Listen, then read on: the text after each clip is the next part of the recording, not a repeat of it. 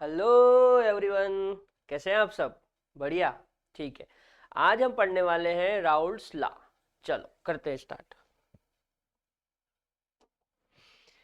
सबसे पहले हम देखेंगे vapour pressure of liquid liquid solutions, यानी कि द्रव द्रव विलयन का वाष्प दाब। ठीक है, चलो समझते हैं क्या होता है। देखो, जैसे मान लो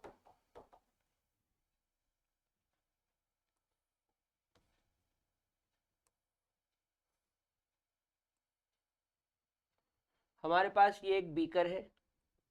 ठीक है, क्या है? बीकर।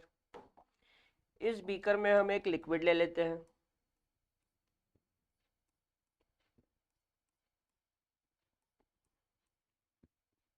ठीक है, हमने ये एक लिक्विड ले लिया। अच्छा, इसको हम ऐसा करते हैं, इसको बंद कर देते हैं, क्लोज कर देते हैं। ठीक है, इस प्रकार से, है ना। इसको हमने क्लोज कर दिया। कैसा कर दिया? क्लोज, बंद कर दिया। ठीक है। अब क्या होता है, सुनो। जैसे मान लो मेरे पास कोई लिक्विड है। क्या है? लिक्विड है। लिक्विड मतलब द्रव। यदि मैं द्रव को हीट करता हूं, क्या करता हूं? हीट। यदि द्रव को यानी कि लिक्विड को हीट करता हूं तो क्या बनेगी? गैस बनेगी। क्या बनेगी? गैस। और इस गैस को वापस यदि हम कोल्ड कर दें, क्या कर दें? कोल्ड कर दें, यानी कि ठंडा कर दें। कोल्ड कर दें यानी कि ठंडा कर दें, तो वापस क्या बनेगा? लिक्विड बनेगा। ठीक है। अच्छा, यहां पे जो गैस है,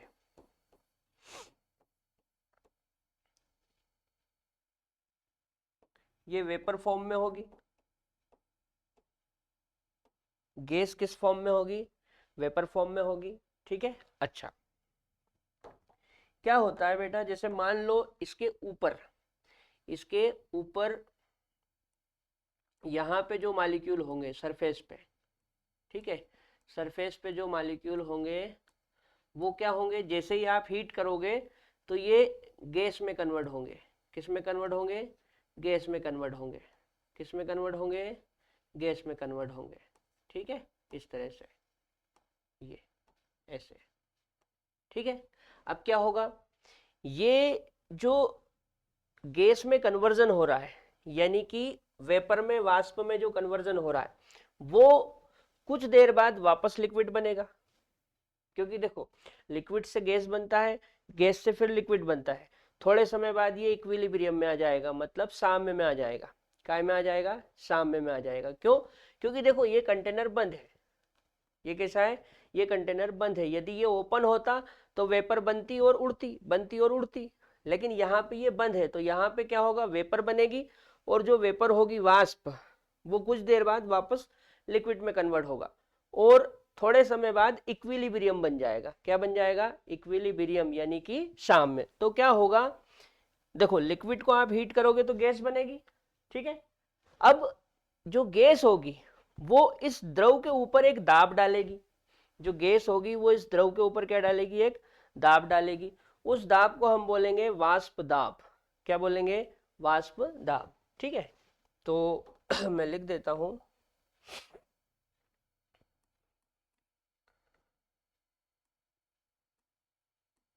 गैस के द्वारा। किसके द्वारा? गैस के द्वारा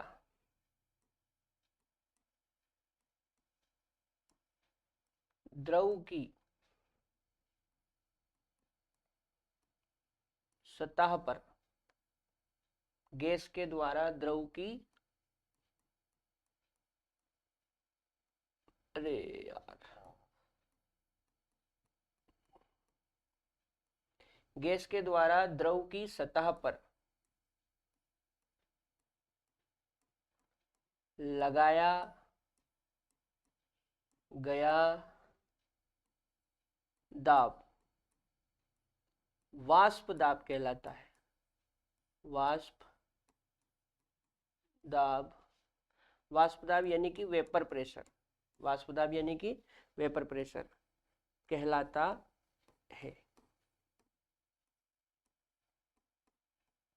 ठीक है बेटा, इतना समझ में आया। क्या होगा जब लिक्विड को आप हीट करोगे तो गैस बनेगी, और वो गैस किस रूप में होगी?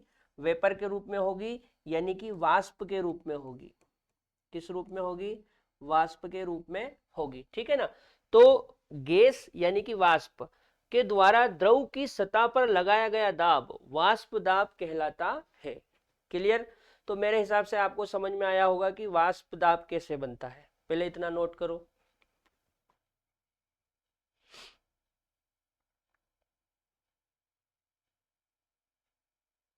चलो, अब मैं आपको समझाता हूं वाष्प दाब को प्रभावित करने वाले कारक।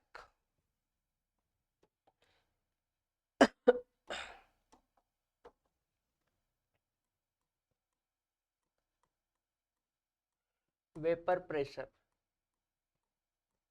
वेपर प्रेशर यानी कि वाष्प दाब को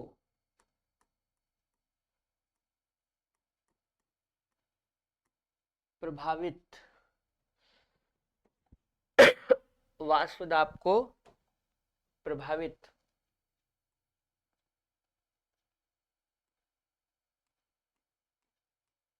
करने वाले कारक, वाष्प दाब को प्रभावित करने वाले कारक, ठीक है। अच्छा, इसमें सबसे पहला हम पढ़ेंगे द्रव की प्रकृति। किसकी प्रकृति? द्रव की प्रकृति, ठीक है, द्रव की प्रकृति। देखो, जो द्रव की प्रकृति होती है उस पर भी वाष्प दाब निर्भर करता है। कोई द्रव ऐसा होता है जिसका वाष्प दाब कम होता है, कोई द्रव ऐसा होता है जिसका वाष्प दाब कम होता है, कोई द्रव ऐसा होता है जिसका वाष्प दाब अधिक होता है, और कोई द्रव ऐसा होता है जिसका वाष्प दाब कम होता है ना। यानी कि जो वाष्प दाब है वो द्रव की प्रकृति पर निर्भर करता है। कैसे? तो ये इस प्रकार निर्भर करेगा, vapour pressure, vapour pressure inversely proportional,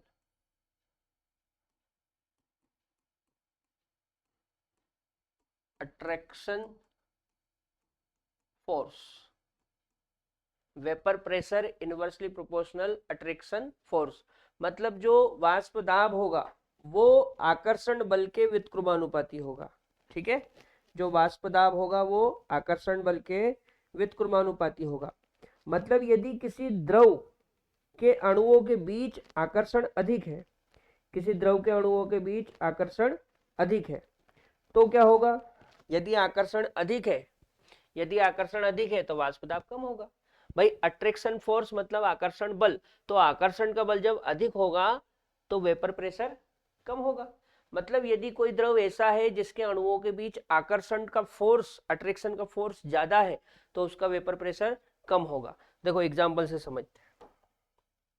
जैसे मैं तुमको बोलूं कि vapour pressure, vapour pressure water का ज्यादा होता है, सॉरी, वेपर प्रेशर वाटर का कम होता है एल्कोहल से, वेपर प्रेशर वाटर का कम होता है एल्कोहल से। कैसे? देखो, जैसे वाटर की हम बात करें तो वाटर मतलब H2O, वाटर मतलब, वाटर मतलब H2O, और एल्कोहल में मान लो अपन ये वाला एल्कोहल ले लेते हैं C2H5OH, इथाइल एल्कोहल, ठीक है। अब यदि आपने पढ़ा हो तो वाटर का एक मॉलिक्यूल 4 हाइड्रोजन बॉन्ड बनाता है। वाटर का एक मॉलिक्यूल कितने हाइड्रोजन बॉन्ड बनाता है? 4 हाइड्रोजन बॉन्ड बनाता है। तो वाटर का एक मॉलिक्यूल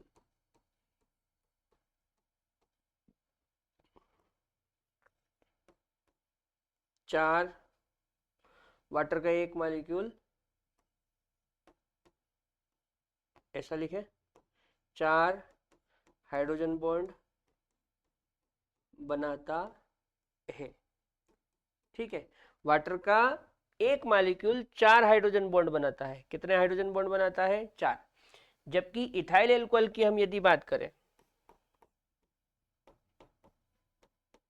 तो इथाइल एल्कोहल का एक मॉलिक्यूल, इथाइल एल्कोहल का एक मॉलिक्यूल एक हाइड्रोजन बॉन्ड बनाता है, एक हाइड्रोजन बॉन्ड बनाता है। ठीक है, वाटर का बेटा एक मॉलिक्यूल 4 हाइड्रोजन बॉन्ड बनाता है ना। यदि आपको नहीं पता है तो आप हाइड्रोजन बॉन्डिंग में जाएं और वहां पे हाइड्रोजन बॉन्डिंग से मेरा मतलब आप केमिकल बॉन्डिंग में जाएं, केमिकल बॉन्डिंग के वीडियो आप देखेंगे तो वहां पे आपको हाइड्रोजन बॉन्डिंग की बातें मिलेगी। ठीक है, तो हाइड्रोजन बॉन्डिंग के बारे में वहां पे जरूर बताया होगा। अच्छा, तो वाटर का एक मॉलिक्यूल 4 हाइड्रोजन बॉन्ड बनाता है, जबकि इथाइल एल्कोहल का एक मॉलिक्यूल एक हाइड्रोजन बॉन्ड बनाता है। ठीक है, अब सोचो इसमें वाटर में 4 हाइड्रोजन बॉन्ड है, वाटर में कितने हाइड्रोजन बॉन्ड है? 4, मतलब वाटर में अट्रैक्शन फोर्स ज्यादा होगा। भाई सीधी सी बात है, एक तरफ एक ही बॉन्ड बन रहा है जबकि एक तरफ 4 बॉन्ड बन रहे हैं। ठीक है ना, तो जहां पे 4 बॉन्ड होंगे वहां पे अट्रैक्शन का फोर्स ज्यादा होगा, अट्रैक्शन का फोर्स ज्यादा होगा तो वेपर प्रेशर कम होगा, मतलब वाटर का वेपर प्रेशर कम होगा किसकी तुलना में? एल्कोहल की तुलना में। ठीक है, एल्कोहल में क्या होगा? एल्कोहल में एक ही बॉन्ड होगा, एक ही हाइड्रोजन बॉन्ड होगा, तो अट्रैक्शन फोर्स कम होगा, इसलिए वेपर प्रेशर ज्यादा होगा। ठीक है, अच्छा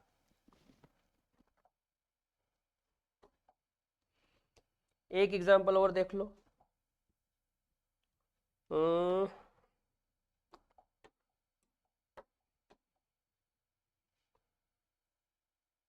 जैसे मान लो वेपर प्रेशर, तो वेपर प्रेशर एल्कोहल एल्कोहल से कम होता है ग्लाइकोल का, और ग्लाइकोल से भी कम होता है ग्लिसरॉल का।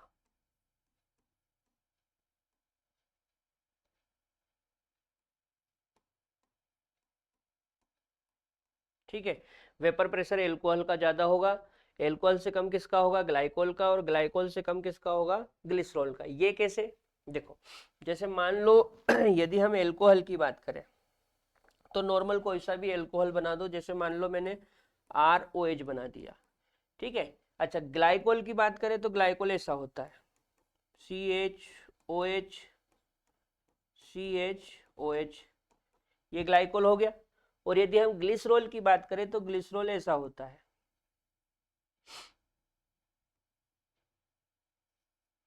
ग्लिसरॉल ऐसा होता है CH2OH CHOH CH2OH, ये ग्लिसरॉल होता है। ठीक, अच्छा अब एल्कोहल में केवल एक ही हाइड्रोजन बॉन्ड होगा इस तरह से, जबकि इसमें 2 हाइड्रोजन बॉन्ड होंगे इस तरह से, जबकि इसमें कितने हाइड्रोजन बॉन्ड होंगे? 3 हाइड्रोजन बॉन्ड होंगे। समझ में आ रही बात? इसमें एक ही हाइड्रोजन बॉन्ड होगा, यहाँ पे 2 हाइड्रोजन बॉन्ड होंगे, जबकि यहाँ पे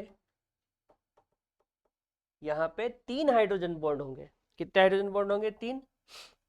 कहने का मतलब ये है कि इसमें अट्रैक्शन का फोर्स ज्यादा होगा, जो ग्लिसरॉल है इसमें अट्रैक्शन का फोर्स ज्यादा होगा, ग्लाइकोल में थोड़ा कम होगा, और एल्कोहल में और भी कम होगा। ठीक है ना, कुछ आ रहा है समझ में? एल्कोहल में एक ही OH होता है इसलिए एक हाइड्रोजन बॉन्डिंग, ग्लाइकोल में 2 OH होते हैं इसलिए 2 हाइड्रोजन बॉन्डिंग, और ग्लिसरॉल में 3 OH होते हैं इसलिए 3 हाइड्रोजन बॉन्डिंग। अब सोचो 3 हाइड्रोजन बॉन्डिंग है, मतलब 3 फोर्स लग रहे हैं अट्रैक्शन के। इस तरह से आप समझ लो कि 3 हाइड्रोजन बॉन्डिंग है, मतलब 3 अट्रैक्शन के फोर्स लग रहे हैं, जबकि यहाँ पे केवल 2 ही हाइड्रोजन बॉन्डिंग है, मतलब 2 अट्रैक्शन के फोर्स समझ लो, और यहाँ पे एक ही हाइड्रोजन बॉन्डिंग है, मतलब 1 अट्रैक्शन का फोर्स समझ लो।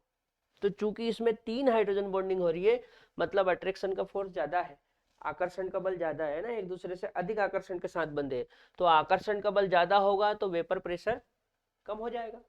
मतलब ग्लिसरॉल का वेपर प्रेशर कम होगा, उससे ज्यादा ग्लाइकोल का और उससे ज्यादा एल्कोहल का। ठीक है, नोट करो।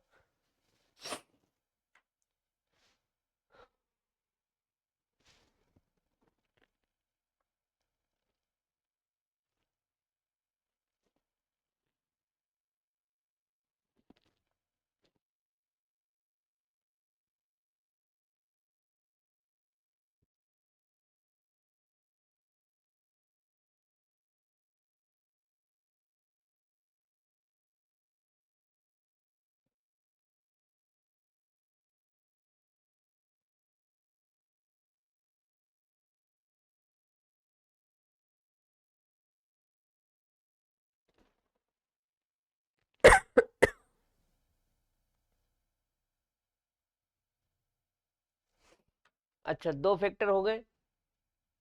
सॉरी, अभी तो एक ही फैक्टर हुआ है, द्रव की प्रकृति। दूसरा फैक्टर क्या होगा, यहीं पे बना दूं क्या छोटा करके?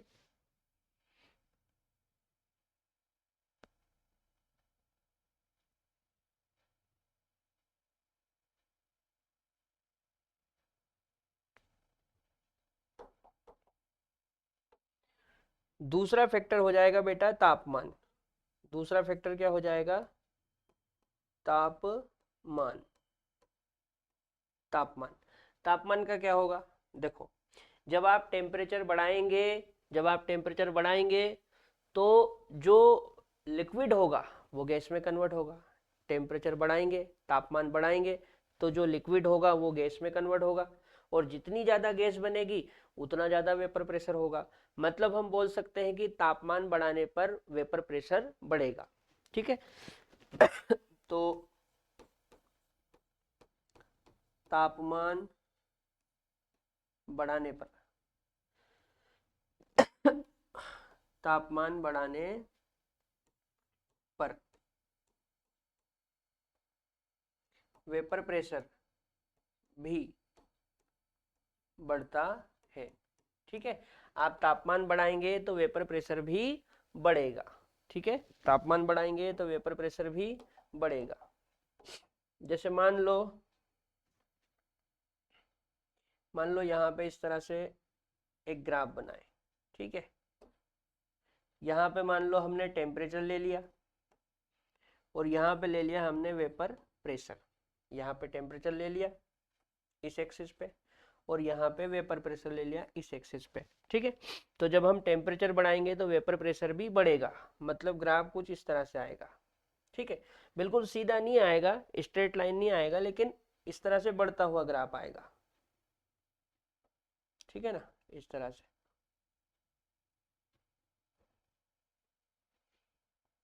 ठीक, नोट करो।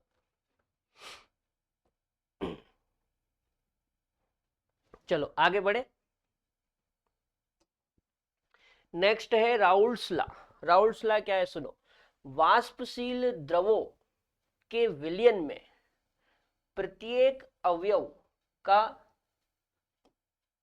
आंशिक दाब विलयन में उसके मोल अंश के समानुपाती होता है। देखो, राउल्ट ने यह बोला कि यदि वाष्पशील द्रवों का विलयन है, वाष्पशील द्रवों का विलयन है, मतलब दो या दो से अधिक द्रवों का यदि कोई विलयन है, वैसे तो दो मान के चलते हैं अपन बाइनरी सॉल्यूशन। तो मान लो दो द्रवों का कोई विलयन है, दो द्रवों का कोई विलयन है, और दोनों द्रव वाष्पशील है, वैसे तो वाष्पशील ही होता है द्रव, तो दोनों द्रव वाष्पशील है। ठीक है, तो प्रत्येक का जो वाष्प दाब होगा वो उसके खुद के मोल प्रभाज के समानुपाती होगा। प्रत्येक का जो वाष्प दाब होगा वो उसके खुद के मोल प्रभाज के समानुपाती होगा। ठीक है, इसको अपन समझते हैं। जैसे मान लो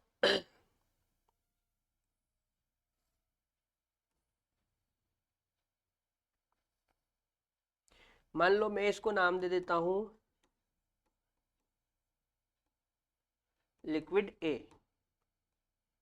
क्या नाम दे दिया? Liquid A. अच्छा, ऐसा कैसे एक और बना लिया?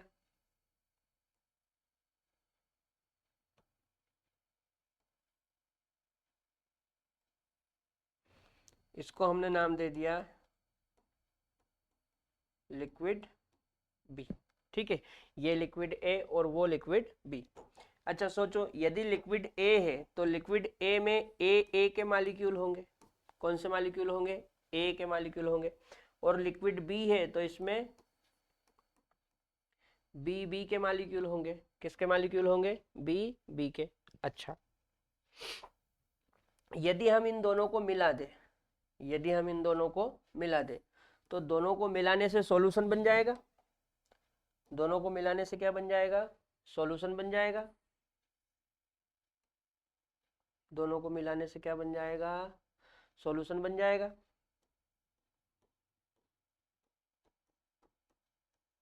ठीक है, दोनों को मिलाने से सॉल्यूशन बन जाएगा। तो सॉल्यूशन में क्या होगा? सॉल्यूशन में ए और बी होगा। बोलो, इतना समझ में आया क्या? जो लिक्विड ए होगा उसमें ए के मालिक्यूल होंगे, जो लिक्विड बी होगा उसमें बी के मालिक्यूल होंगे, और जो सॉल्यूशन होगा मतलब इन दोनों को मिलाने पे जो बनेगा उसमें ए और बी दोनों के मालिक्यूल होंगे। इतना क्लियर? अच्छा, अब इसके बाद ये प्योर है, ये कैसा है? प्योर है। अच्छा, ये भी कैसा है? ये भी प्योर है। भाई इसमें ए के अलावा कोई दूसरी चीज है क्या? नहीं है ना, मतलब ये प्योर है। इसमें बी के अलावा कोई दूसरी चीज है क्या? नहीं है, मतलब ये भी कैसा है? प्योर है। ठीक है, लेकिन यहां पे हमने क्या कर दी? मिक्सिंग। तो ये एक प्रकार से मिक्सचर बन गया। क्या बन गया? मिक्सचर बन गया। मिक्सचर बन गया मतलब अपन उसको विलियन बोल रहे हैं।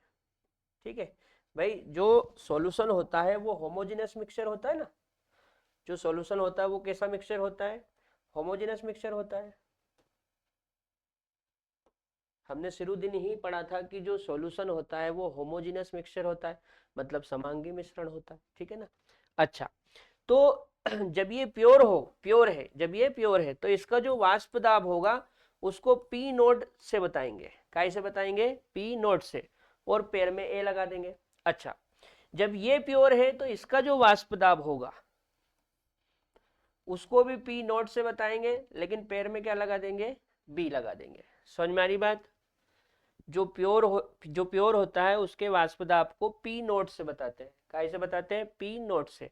अब चूंकि मैं ए का वाष्प दाब देख रहा हूं तो पैर में ए लगा दिया, और यहाँ पे मैं बी का वाष्प दाब देख रहा हूं तो पैर में बी लगा दिया। ठीक। अच्छा, इस सॉल्यूशन में बात करें, किसमें? इस सॉल्यूशन में। तो इस सॉल्यूशन में इस ए का जो वाष्प दाब होगा उसको पी ए बोलेंगे, और इस बी का जो वाष्प दाब होगा उसको पी बी बोलेंगे। बोलो, इतना क्लियर है क्या? शुद्ध अवस्था का जो वाष्प दाब होता है उसको पी नोट से बताते हैं, जबकि जो मिक्सचर का वाष्प दाब होता है उसको नॉर्मल पी ए से बताते हैं। सॉरी, पी से बताते हैं। किससे बताते हैं? पी से। तो ए का देख रहे हैं तो पी ए, और बी का देख रहे हैं तो पी बी। ठीक है, यहाँ पे ए की शुद्ध अवस्था है तो पी नोट ए, यहाँ पे बी की शुद्ध अवस्था है तो पी नोट बी। इतना समझ में आया? आगे बढ़े। ठीक है, इसी को छोटा कर दूं क्या?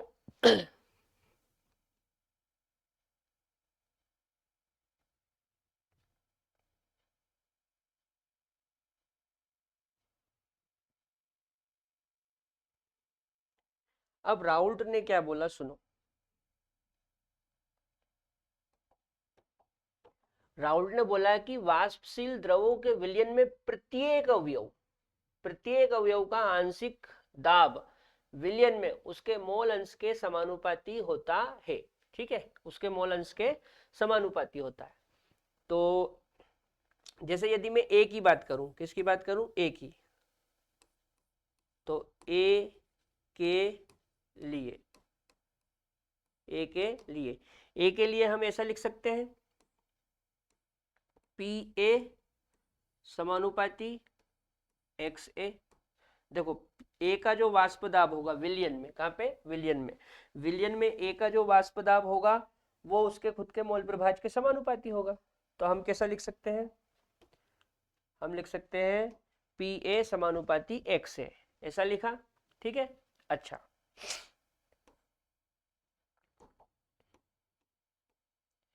जब समानुपाती हटाएंगे तो कांस्टेंट आएगा बेटा के।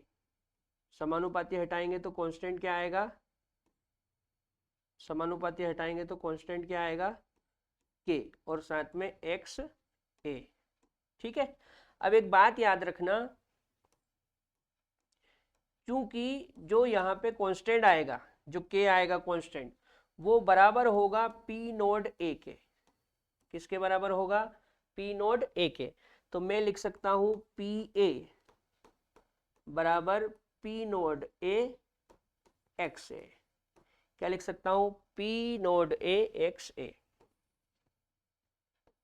ठीक है, ये किसके लिए हो गया, ये हो गया ए के लिए। अब बी की बात करते हैं।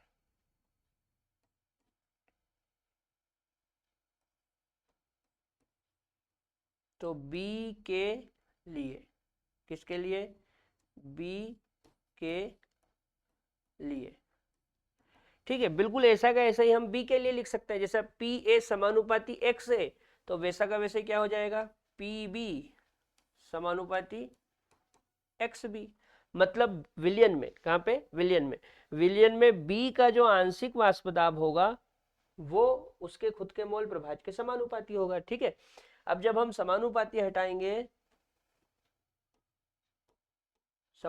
हटाएंगे तो बराबर आएगा और साथ में आएगा कांस्टेंट के, और एक्स बी ऐसा का ऐसा ही। ठीक है, अब जैसा कि हमने यहाँ पे लिखा कि जो यहाँ पे जो कांस्टेंट है वो पी नोट ए के बराबर है, उसी प्रकार यहाँ पे जो कांस्टेंट आएगा वो पी नोट बी के बराबर आएगा।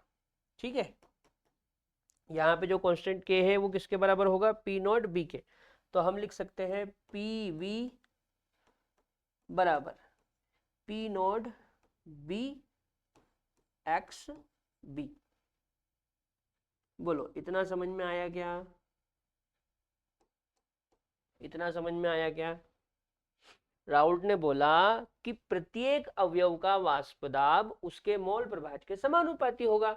मतलब ए का मोल प्रभाज ए के वाष्पदाब के समानुपाती, सॉरी, प्रत्येक अवयव का वाष्पदाब उसके मोल प्रभाज के समानुपाती होता है।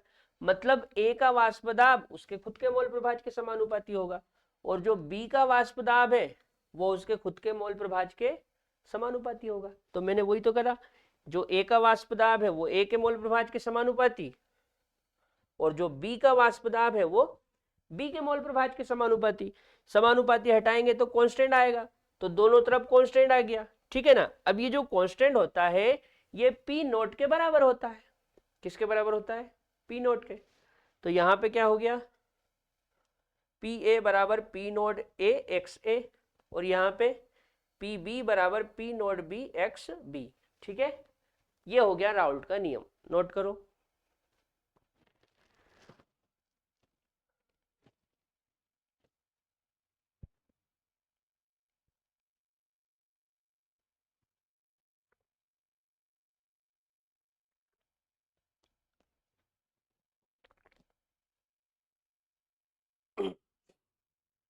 आगे बढ़े,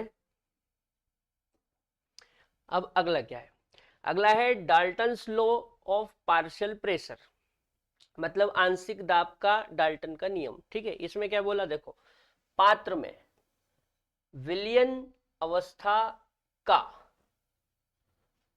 कुल दाब मतलब पी टोटल विलयन के अवयवों के आंशिक दाब के योग के बराबर होता है। ठीक है, देखो, डाल्टन ने ये बोला कि ये जो सॉल्यूशन दिख रहा है, ये सॉल्यूशन, इस सॉल्यूशन का जो टोटल प्रेशर होगा, इस सॉल्यूशन का जो टोटल प्रेशर होगा वो ए और बी के वाष्प दाब के योग के बराबर होगा। भाई आप खुद सोचो, इस सॉल्यूशन में दो चीजें हैं, ए और बी, ए और बी। तो मान लो ए का वाष्प दाब 2 है, बी का वाष्प दाब 5 है, तो टोटल मिला के कितना हो गया, 7। समझ में आ रही बात। तो डाल्टन ने यही बोला कि सॉल्यूशन का मतलब विलयन का जो टोटल प्रेशर होगा वो दोनों अवयवों के योग के बराबर होगा।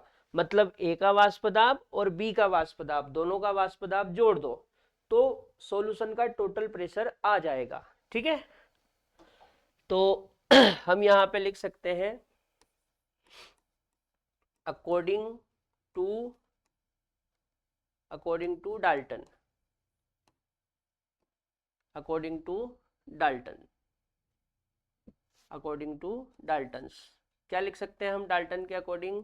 हम लिख सकते हैं कि जो पी टोटल होगा वो बराबर होगा किसके? P A plus P B के। किसके बराबर होगा? P A plus P B के, है ना। देखो ए का वाष्प दाब क्या है? पी ए।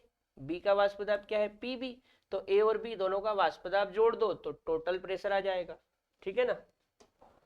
तो P total equal to P A plus P B. अब पी ए क्या होता है?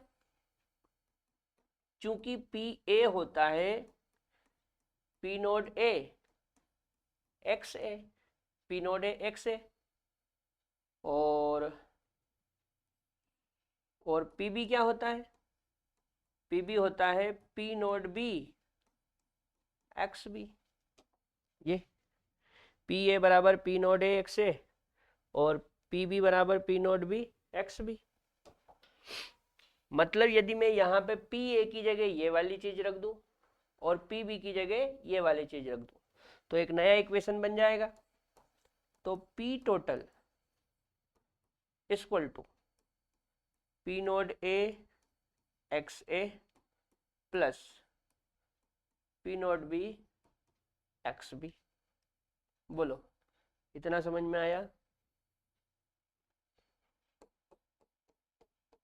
ये हो गई डाल्टन की बात।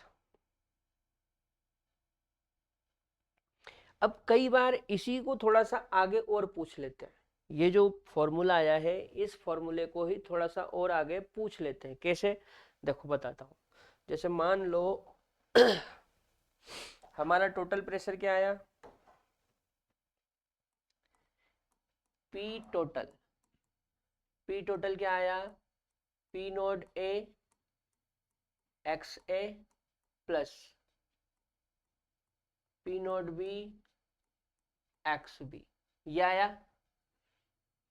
मान लो इसको नंबर 1 दे दे। क्या दे दे? नंबर 1।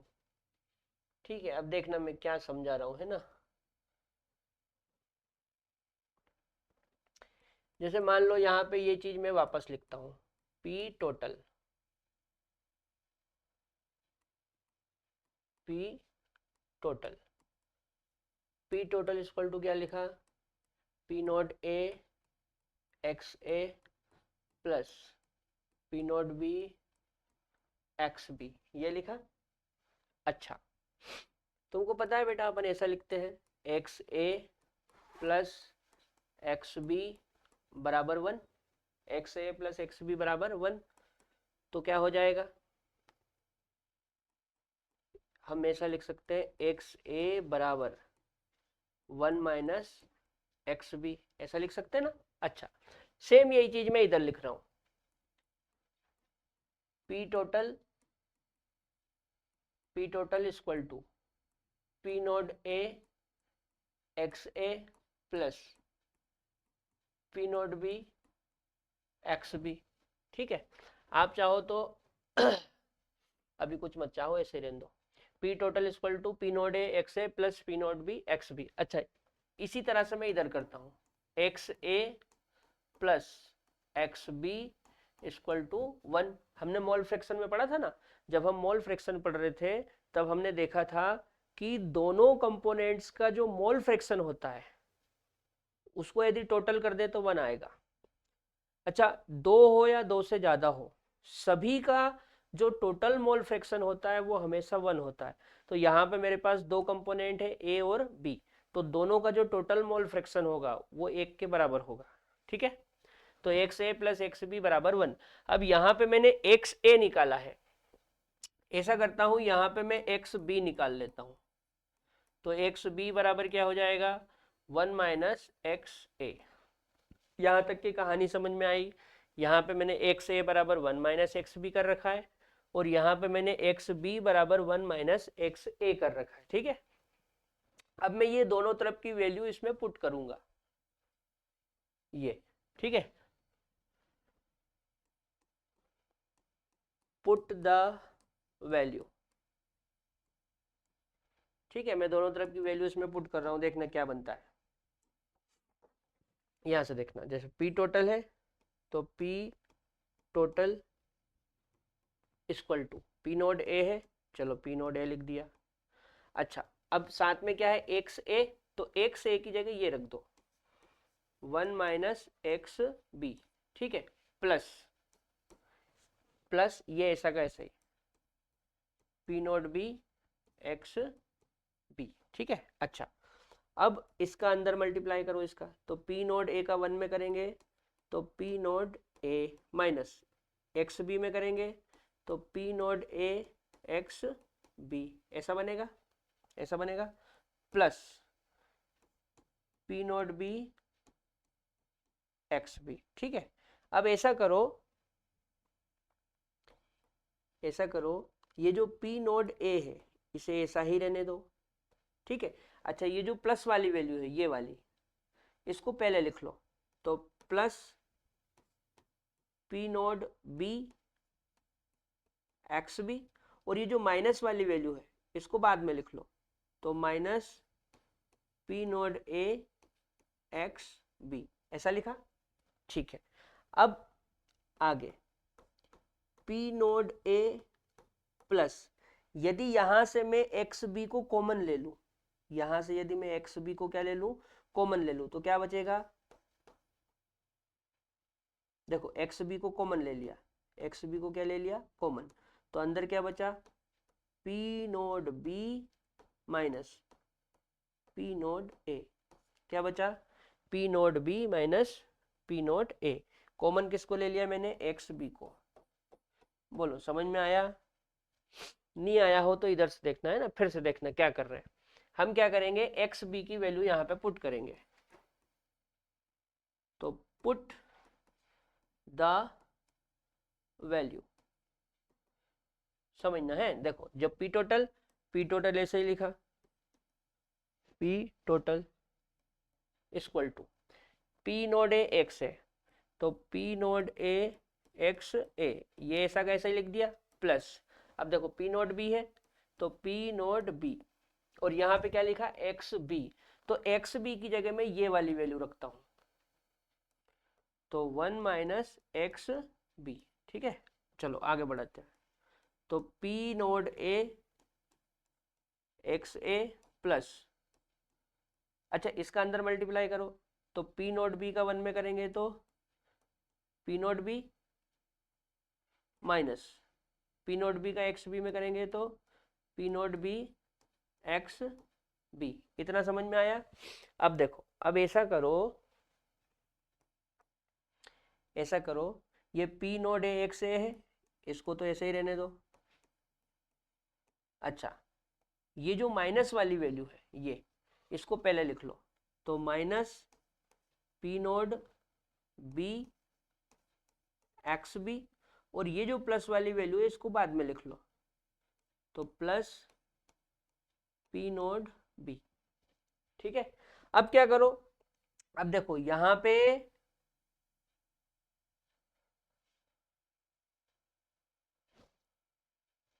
कुछ गड़बड़ हो गई क्या,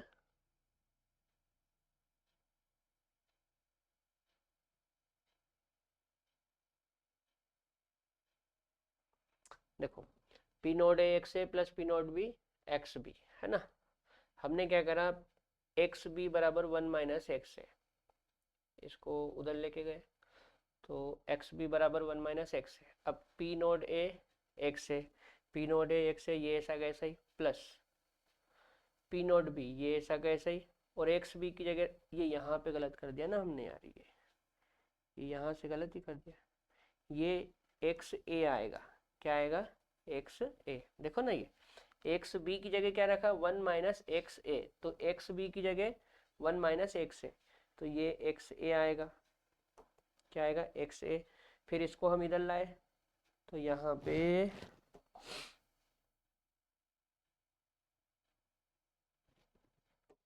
है ना, इसको इधर लाए तो एक्स ए प्लस, अब देखो ये जो एक्स ए है, ये जो एक्स ए है इसको कॉमन ले लो, तो ये हो जाएगा एक्स ए, अंदर क्या बचा, P node A minus P nought B और प्लस में पी नोड बी। ठीक है बेटा, ये ठीक है, नोट करो।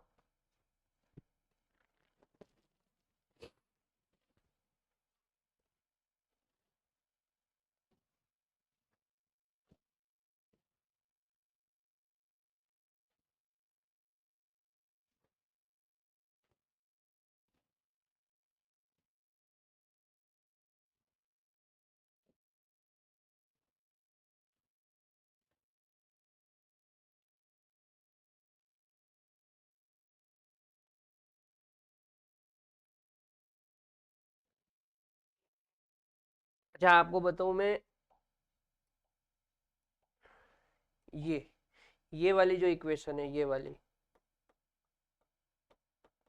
ये इसके ऊपर AIPMT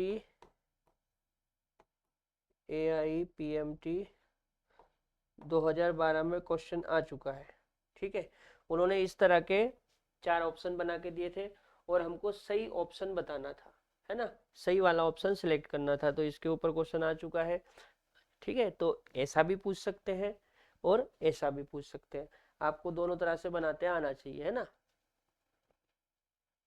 चलो आगे बढ़े। मेरे हिसाब से ये समझ में आ गया होगा हमने क्या करा। अगला है ग्राफ। ठीक है, अच्छा ग्राफ कैसे बनेगा, देखो समझो बात को। जैसे हम यदि राउल्ट की बात करें, किसकी बात करें, राउल्ट की, तो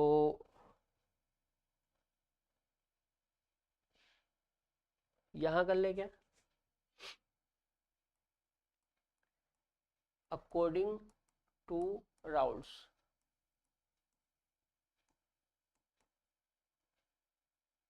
according to Raoult's, according to Raoult's. Raoult's ने क्या बोला, तो राइटिंग सही से नहीं जमती है, अकॉर्डिंग टू राउल्ट्स। राउल्ट्स ने क्या बोला, राउल्ट्स ने बोला कि जो पी ए होगा, जो पी ए होगा वो डायरेक्टली प्रोपोर्शनल होगा किसके, एक्स ए के, और जो पी बी होगा वो डायरेक्टली प्रोपोर्शनल होगा एक्स बी के। ठीक है, जो पी ए होगा वो डायरेक्टली प्रोपोर्शनल होगा किसके, एक्स ए के, और जो पी बी होगा वो डायरेक्टली प्रोपोर्शनल होगा किसके, एक्स बी के। इतना क्लियर है। अच्छा अब बात को समझना, मैं बोलूं कि यहां पर जो एक्स ए है वो मान लो 0 है ना, जो एक्स ए है वो 0 है, और जो एक्स बी है वो 1 है ना। या यदि अकॉर्डिंग टू एनसीईआरटी बनाए, एनसीईआरटी में ऐसा बना हुआ है, देखो एक्स ए इक्वल टू यहाँ पे 1 लिया हुआ है और एक्स बी इक्वल टू यहाँ पे 0 लिया हुआ है। ठीक, अच्छा यहाँ पे एक्स ए इक्वल टू 0 और एक्स बी इक्वल टू 1। ठीक, अब बात को समझना ऐसा क्यों लिया है। देखो क्या होता है, यदि हम शुद्ध अवस्था की बात करें, किसकी बात करें, शुद्ध अवस्था की, शुद्ध अवस्था मतलब प्योर फेस। तो शुद्ध अवस्था में जैसे शुद्ध अवस्था में मान लो ए है, कौन है, ए है ना, जैसे मान लो ये ए है, तो कोई दूसरा तो है ही नहीं, मतलब शुद्ध अवस्था में इसका जो मोल प्रभाज होगा वो 1 होगा, इसका जो मोल प्रभाज होगा वो क्या होगा, 1 होगा। भाई देखो मोल प्रभाज क्या लिखते हैं अपन, मोल अपान टोटल मोल, मोल अपान टोटल मोल। अब यहाँ पे केवल ए है, कौन है, ए, केवल ए है, मतलब ऊपर भी ए के मोल और नीचे भी ए के मोल, तो फाइनली वो क्या आ जाएगा, 1 ही आ जाएगा। ठीक है ना, जैसे मान लो ए के 2 मोल है तो ऊपर भी 2 नीचे भी 2, तो 2 से 2 कटेंगे 1 आएगा। या मान लो ए के 5 मोल है तो ऊपर भी 5 और नीचे भी 5 आएगा। भाई मोल फ्रैक्शन का फॉर्मूला क्या होता है, mole upon total mole, mole fraction का फॉर्मूला क्या होता है, मोल अपॉन टोटल मोल। तो अब यहाँ पे कोई दूसरा तो है ही नहीं ना, केवल ए ही है, केवल ए ही है। तो ए का मोल फ्रैक्शन कितना होगा 1। अब चूंकि यहाँ पे बी नहीं है, इसमें ये केवल ए है, बी नहीं है, तो बी का क्या हो जाएगा 0। ठीक उसी प्रकार यदि मैं यहाँ पे एक सॉल्यूशन बना दूं, सॉल्यूशन नहीं सॉरी लिक्विड, जिसमें बी बी हो, क्या हो बी बी हो। अच्छा ये प्योर है, कैसा है प्योर है, शुद्ध है। और ये जो हमने बना रखा ये भी कैसा है, ये भी प्योर है, मतलब शुद्ध है। ठीक है, अब इसमें इसमें यदि मैं एक्स बी की बात करूं तो एक्स बी तो 1 होगा, क्योंकि दूसरा कोई है ही नहीं ना भाई, बी का जो मोल फ्रैक्शन होगा वो इसमें 1 होगा। और यदि मैं एक्स ए की बात करूं तो एक्स ए तो इसमें है ही नहीं, मतलब 0। इतना समझ में आया। अच्छा अब आगे की कहानी सुनो, आगे यहां से पकड़ो। जब देखो जो पी ए है वो किसके समानुपाती है, एक्स ए के। पी ए किसके समानुपाती है, एक्स ए के। और पी बी किसके समानुपाती है, एक्स बी के। मतलब आप एक्स ए को बढ़ाओगे तो पी ए बढ़ेगा, और एक्स बी को बढ़ाओगे तो पी बी बढ़ेगा। कुछ आ रहा समझ में, एक्स ए को बढ़ाओगे तो पी ए बढ़ेगा, और एक्स बी को बढ़ाओगे तो पी बी बढ़ेगा। क्लियर। अब यहां पे देखो, यहां पर देखो, जैसे मैं यदि एक्स बी की बात करूं, किसकी बात करूं, एक्स बी की,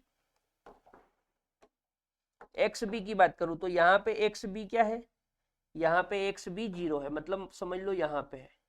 ठीक है, लेकिन यहां पे क्या है 1 है, कैसा है 1। मतलब यदि मैं इस तरफ जाता हूं, किधर जाता हूं, इस तरफ जाता हूं, तो जो एक्स बी है उसकी वैल्यू बढ़ रही है।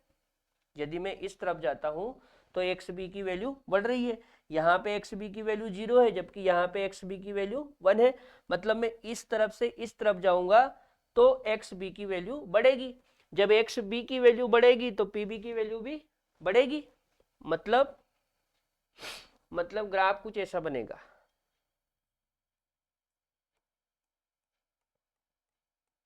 इस तरह से सीधा, ये ऐसा। ठीक है, इस तरह से।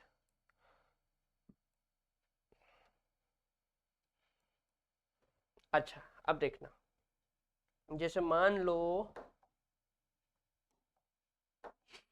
मैं यहां से बात करूं तो यहाँ पे एक्स ए क्या है 0, एक्स ए क्या है 0। लेकिन जब मैं इस तरफ जाता हूँ, इस तरफ जाता हूँ, तो एक्स ए की वैल्यू 1 हो रही है, एक्स ए की वैल्यू क्या हो रही है 1 हो रही है। मतलब इस तरफ जाने पर वैल्यू 0 से 1 में जा रही है, मतलब एक्स बी की वैल्यू बढ़ रही है। जब एक्स ए की वैल्यू बढ़ रही है, जब एक्स ए की वैल्यू बढ़ेगी तो पी ए की वैल्यू भी बढ़ेगी। मतलब ग्राफ ऐसा आएगा,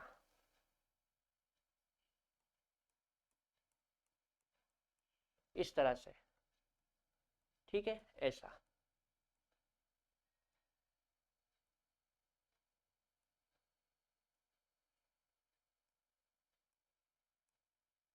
कुछ आ रहा है समझ में।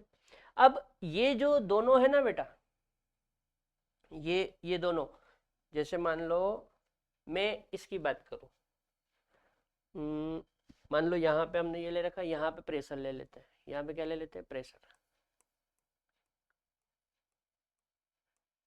प्रेशर। ठीक इसी प्रकार यहाँ पे इधर भी क्या ले लेते हैं प्रेशर,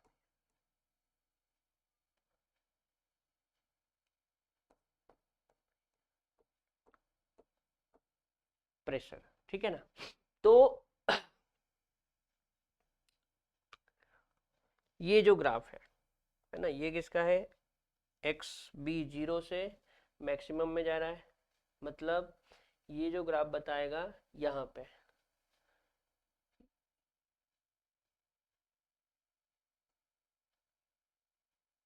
अच्छा इन दोनों को यदि हम जोड़ दें, इन दोनों को हम क्या करें, इन दोनों को यदि हम जोड़ दें, इन दोनों को हम जोड़ दें, ये इन दोनों को यदि हम जोड़ दें तो P टोटल आ जाता है। क्या आ जाता है P टोटल, जो कि किसके बराबर होता है P A plus P B के, है ना। नोट करो,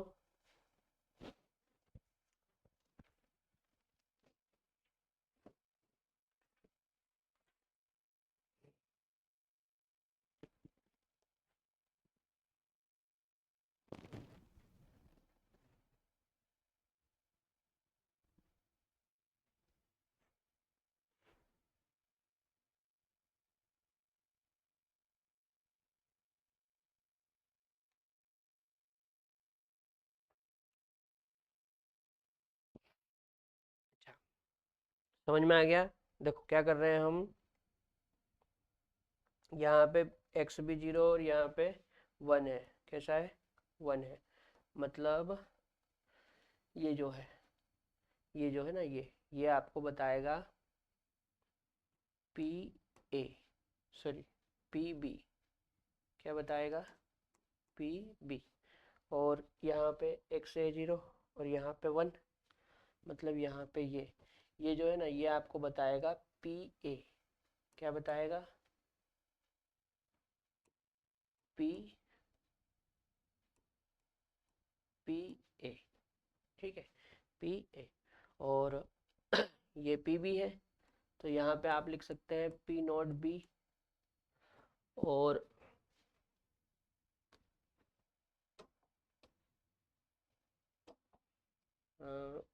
ये पी ए है, तो यहाँ पे आप लिख सकते हैं P not a. P not a, P not a. ठीक है, नोट कर लो।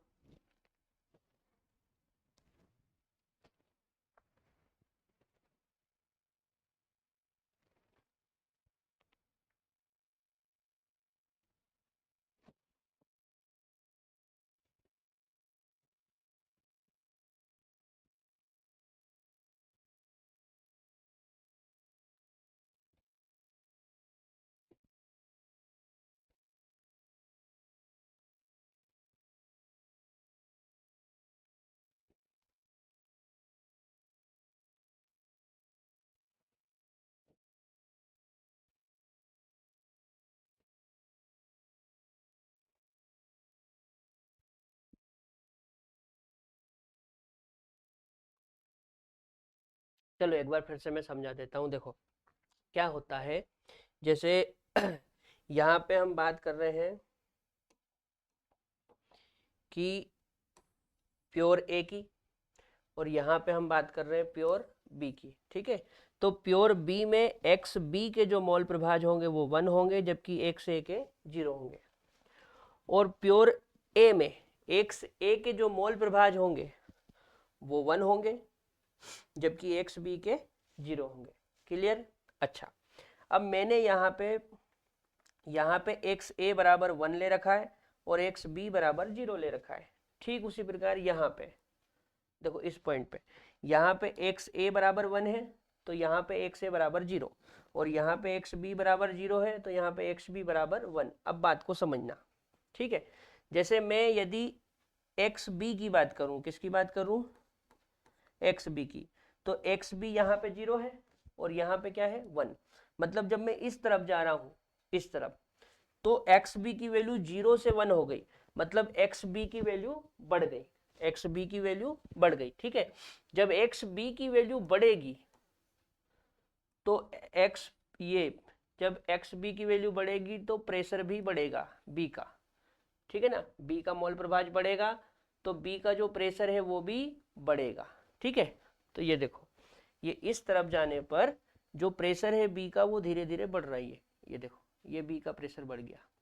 ठीक है, अच्छा, और यहाँ पे पी नॉट बी। अब समझना, इस तरफ एक्स ए क्या है? 0 है। क्या है? 0 है। और यहाँ पे क्या है? यहाँ पे है 1, मतलब 0 से 1 में पहुंच गया। तो जब आप इस तरफ आएंगे, है ना, इस तरफ आएंगे, तो 0 से 1 में जा रहा है, मतलब वैल्यू बढ़ गई। ठीक है ना, 0 से 1 हो गया मतलब वैल्यू बढ़ गई। तो एक्स ए की वैल्यू जब बढ़ेगी, एक्स ए की वैल्यू जब बढ़ेगी तो पी ए भी बढ़ेगा। ठीक है, तो इस तरफ आने पे एक्स ए की वैल्यू बढ़ रही है, तो जैसे जैसे आप इधर आओगे तो इस तरह से ए का प्रेशर बढ़ेगा, है ना, ए का प्रेशर बढ़ेगा। तो यहाँ पे लिखा पी नॉट ए। अच्छा, फिर टोटल प्रेशर क्या होता है? तो हम लिखते हैं पी टोटल, पी टोटल बराबर P A plus P B. P total क्या लिखते हैं? P A plus P B, मतलब ए का प्रेशर और बी का प्रेशर जोड़ दो तो टोटल प्रेशर आ जाएगा। तो ये हो गया ए का प्रेशर और ये हो गया बी का प्रेशर। मैंने दोनों को एक लाइन से जोड़ दिया, दोनों को एक लाइन से जोड़ दिया तो टोटल प्रेशर आ गया। ठीक है, मेरे हिसाब से समझ में आ गया होगा। आगे बढ़े। नेक्स्ट है विलियन के साथ, अच्छा ऊपर heading, Dalton's law of partial pressure, मतलब डाल्टन का आंशिक दाब का नियम, है ना। डाल्टन का आंशिक दाब का नियम, ये क्या है पढ़ते हैं पहले। विलियन के साथ साम्य में वाष्प प्रवस्था के संगठन का निर्धारण अवयवों के आंशिक दाब से निर्धारित किया जा सकता है। विलियन के साथ साम्य में वाष्प प्रवस्था के संगठन का निर्धारण अवयवों के आंशिक दाब से निर्धारित किया जा सकता है। ठीक है, ये ऐसे समझ में नहीं आएगा, इसको समझने के लिए पहले एक चित्र बनाते हैं। देखो ध्यान से समझना है।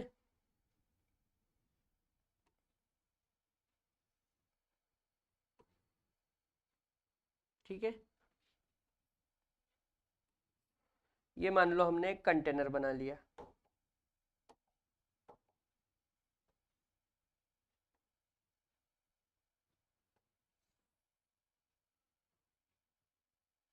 और इसको हमने क्लोज कर दिया। कैसे कर दिया? क्लोज।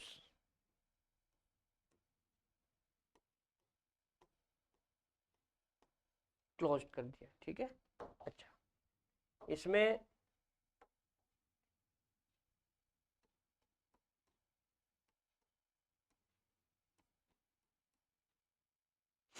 हमने दो तरह के लिक्विड ले लिए। कितनी तरह के? दो तरह के। ठीक है, एक ये वाला ले लेते हैं।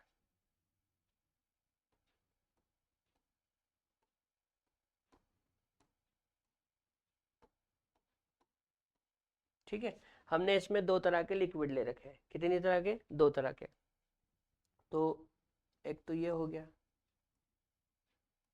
ठीक है, और एक ये हो गया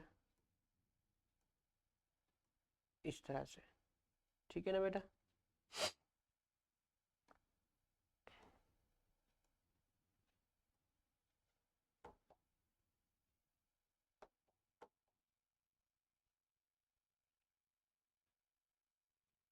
ये थोड़ा सा गलत हो गया, बीच में ये वाला आना था।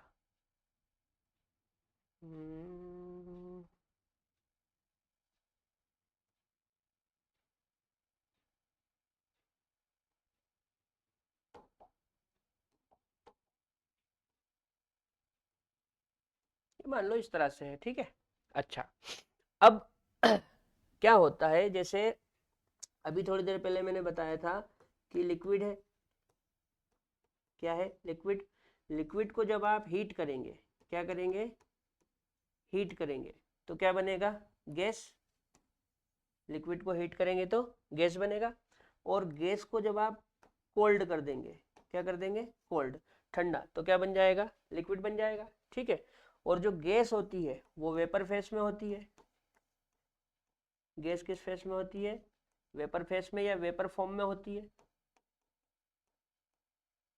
किस फॉर्म में होती है? वेपर फॉर्म में। अच्छा, तो जब आप हीट करेंगे, क्या करेंगे? हीट करेंगे, तो ये जो सरफेस पे मॉलिक्यूल है ये गैस में कन्वर्ट होंगे। ठीक है ना? सरफेस पे जो मॉलिक्यूल है ये गैस में कन्वर्ट होंगे। किस में कन्वर्ट होंगे? गैस में कन्वर्ट होंगे, है ना। सरफेस वाले जो मॉलिक्यूल है वो किस में कन्वर्ट होंगे? गैस में कन्वर्ट होंगे।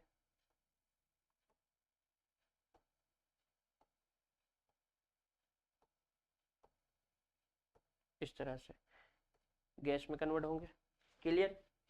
फिर कुछ समय बाद क्या होगा, चूंकि ये कंटेनर बंद है तो ये जो गैस है ये गैस कोल्ड होगी और वापस लिक्विड में बदलेगी। ठीक है, लिक्विड गैस में बदलेगा, गैस लिक्विड में बदलेगी, और कुछ समय बाद इक्विलिब्रियम आ जाएगा, मतलब साम्य आ जाएगा। इतना समझ में आया? अच्छा, अब यदि मैं इस वाष्प अवस्था की बात करूं, किसकी बात करूं? वाष्प अवस्था की, तो वाष्प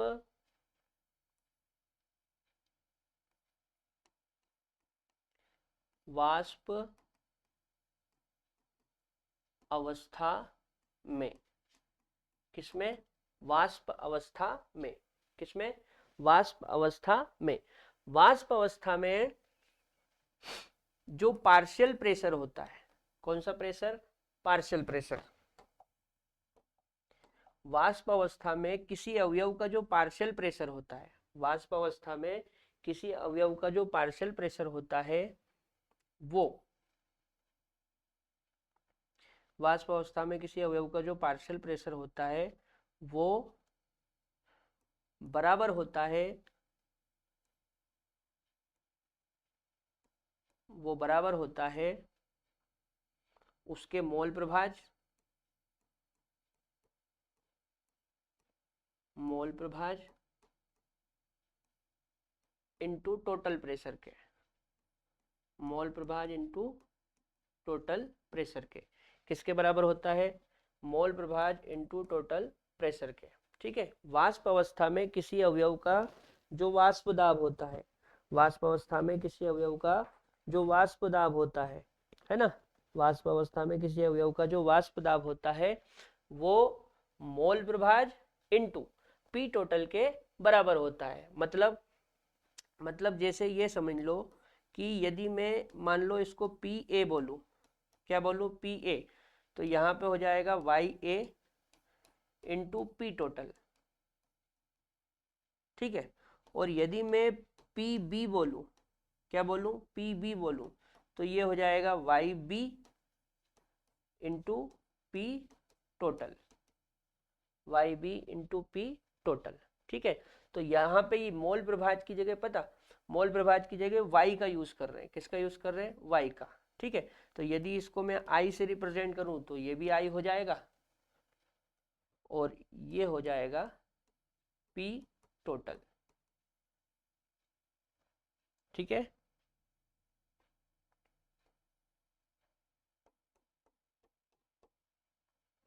अब पढ़ो, विलयन के साथ साम्य में वाष्प प्रवस्था के संगठन का, वाष्प प्रवस्था के संगठन का निर्धारण अवयवों अवयवों के आंशिक दाब से निर्धारित किया जा सकता है।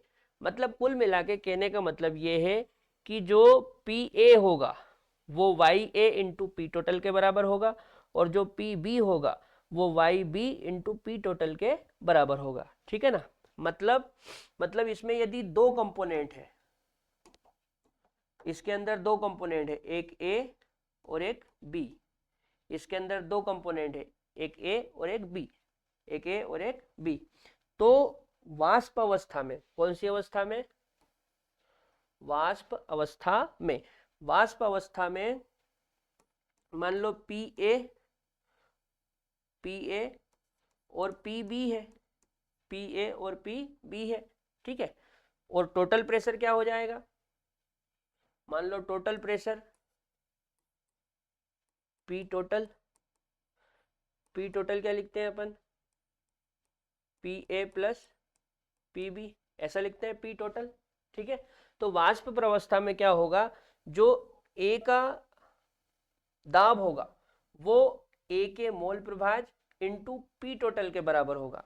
उसी प्रकार बी का जो वाष्प दाब होगा वो बी के मोल प्रभाज इंटू पी टोटल के बराबर होगा। अच्छा, इसको वाई से क्यों बता रहे हैं? वाई से इसलिए बता रहे हैं क्योंकि ये जो मोल प्रभाज है ना, ये वाष्प अवस्था का है। कौन सी अवस्था का है? वाष्प अवस्था का। याद रखना, ये जो मोल प्रभाज है ये कौन सी अवस्था का है? वाष्प अवस्था का। ठीक है। वाई क्या है? वाष्प अवस्था का मोल प्रभाज। मैं लिखूं क्या यहाँ पे? वाई क्या है? वाष्प अवस्था का मोल प्रभाज, है ना। ये जो वाई है ना, ये क्या है? वाष्प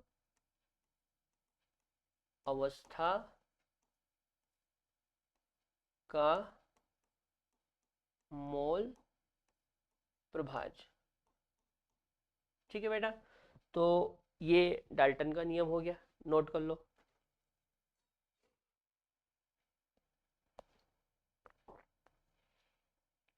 देखो चीजें थोड़ी सी उलझी हुई है लेकिन आप ध्यान से समझोगे तो समझ में आ जाएगा। ले दे के हेनरी राउल्ट और डाल्टन एक ही बात कर रहे हैं, ठीक है। मैं तीनों का एक साथ भी बता दूंगा आपको अभी आगे। बना लिया, आगे बढ़े। अच्छा, अगला है Raoult's law S A special case of Henry's law, ठीक है। इसमें समझो, इसमें मैं आपको तीनों चीजें बता दूंगा कि राउल्ट भी वही बात बोल रहा है, हेनरी भी वही बात बोल रहा है, और जो डाल्टन है वो भी वही बात बोल रहा है। देखो कैसे। सबसे पहले हम बात करते हैं हेनरी की।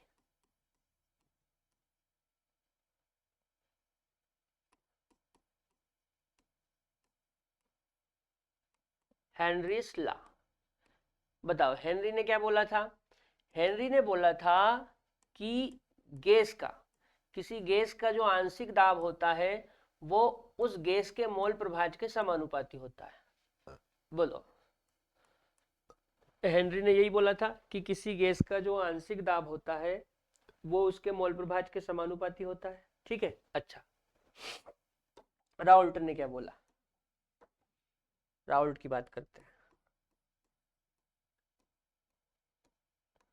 राउल्ट ने क्या बोला, राउल्ट ने बोला, राउल्ट ने बोला कि किसी अवयव का, किसी अवयव का जो वाष्प दाब होगा वो उसके मोल प्रभाज के समानुपाती होगा, है ना। तो P अवयव, किसी अवयव का जो वाष्प दाब होगा वो समानुपाती होगा उसके मोल प्रभाज के। ये मतलब राउल्ट साहब ने गैस के बारे में बोला, सॉरी हेनरी ने गैस के बारे में बोला और राउल्ट ने गैस की जगह अवयव का उपयोग करा। समझ में आ रही बात। हेनरी ने गैस के बारे में बात करी और राउल्ट ने गैस की जगह अवयव शब्द का उपयोग किया। बाकी बोल दोनों वही रहे हैं, यहां पे भी वही बोला जा रहा है कि जो गैस का दाब है वो गैस के मोल प्रभाज के समानुपाती है, और यहाँ पे भी वही बोल रहे हैं कि जो अवयव का दाब है, अवयव का जो वाष्प दाब है वो अवयव के मोल प्रभाज के समानुपाती है, ठीक है ना। अच्छा, जब इसको हटाएंगे तो क्या आएगा, P अवयव इक्वल टू K और X अवयव। फिर बाद में अपन ने ऐसा लिखा था, तुमको याद हो तो, P अवयव इक्वल टू, इसकी जगह हटा के अपन ने P नोड लिया था, P नोड अवयव और X अवयव, ठीक है ना। ये अच्छा, यहां पे क्या करा था, यहां पे देखो ये गैस, इसको हटा के क्या लाए थे, केच लाए थे, और ये एक्स गैस, ठीक है ना।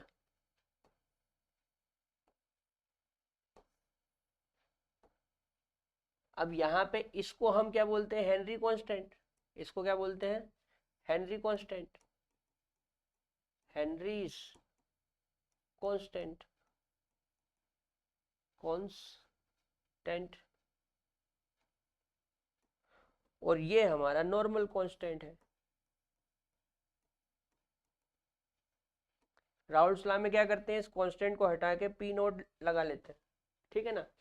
तो दोनों ने एक ही बात कही, दोनों ने एक ही बात कही, इसलिए हमारी हेडिंग क्या है, राउल्ट का नियम हेनरी के नियम की एक विशेष स्थिति। जो राउल्ट का नियम है वो हेनरी के नियम की एक विशेष स्थिति है, ठीक है। चलो आगे बढ़े। अगला है vapour pressure of solution of solids in liquid. देखो यहां पे ये बोला जा रहा है कि solute, solute plus solvent, solute plus solvent, दोनों को मिला के क्या बनता है, दोनों को मिला के बनता है सॉल्यूशन, ठीक है। सोल्यूट प्लस सॉल्वेंट दोनों को मिला के क्या बनता है, सॉल्यूशन। अब यहां पे सोल्यूट को बोल रहा है कि सॉलिड ले लो, सोल्यूट को क्या ले लो, सॉलिड ले लो, और बोल रहा है कि सॉल्वेंट को क्या ले लो, तो सॉल्वेंट को ले लो लिक्विड। कुछ आई बात समझ में? ये बोल रहा है कि सोल्यूट सॉलिड ले लो और जो सॉल्वेंट है वो लिक्विड ले लो, तो क्या हो जाएगा? ठोस पदार्थों का द्रवों में विलयन, ठोस पदार्थों का द्रवों में विलयन एवं उनका वाष्प दाब। ये हो गया ठोस और ये हो गया द्रव। तो ठोस पदार्थों का द्रवों में विलयन, ठीक है, और उनका वाष्प दाब मतलब वेपर प्रेशर, ठीक है। अच्छा, क्या होता है सुनो, जैसे मान लो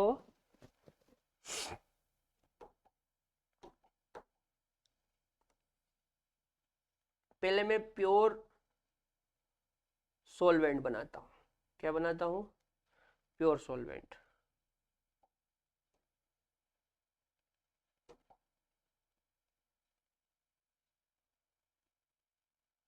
ठीक है,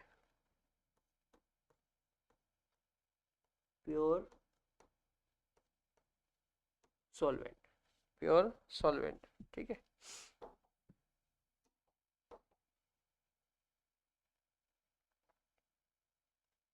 और इसको बंद कर देते हैं ना, ये बंद कर दिया हमने, क्लोज।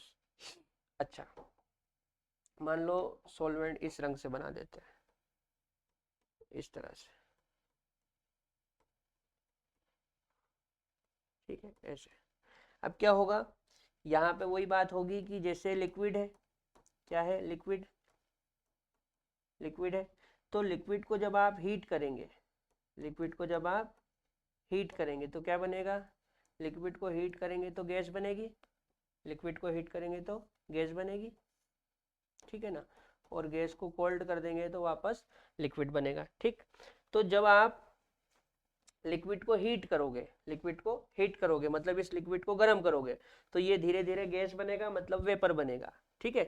तो वेपर के मॉलिक्यूल इस तरह से ऊपर की तरफ दिखेंगे, ठीक है ना, इस तरह से वेपर के मॉलिक्यूल ऊपर की तरफ दिखेंगे, ठीक। अच्छा, यहाँ पे मैं लिख सकता हूँ कि ये जो है ना, ये वेपर है। क्या है? वेपर है, वाष्प। क्या है? वाष्प। और ये वाष्प जब इस द्रव पे दाब लगाती है, ये जो वेपर है, ये जो वाष्प है, ये जब इस द्रव की सतह पे क्या लगाती है? दाब लगाती है, तो हम उसको वाष्प दाब बोलते हैं। क्लियर? अच्छा, अब मान लो इसमें मैं मिला दूं सोल्यूट। क्या मिला दूं? सोल्यूट।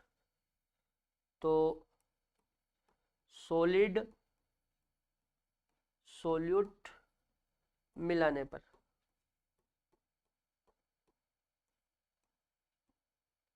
ठीक है, सॉलिड सोल्यूट मिलाने पर मतलब मैं इसके अंदर सॉलिड मिला रहा हूं। क्या मिला रहा हूं? सॉलिड। तो सॉलिड मिलाने पे क्या होता है वो देखते हैं।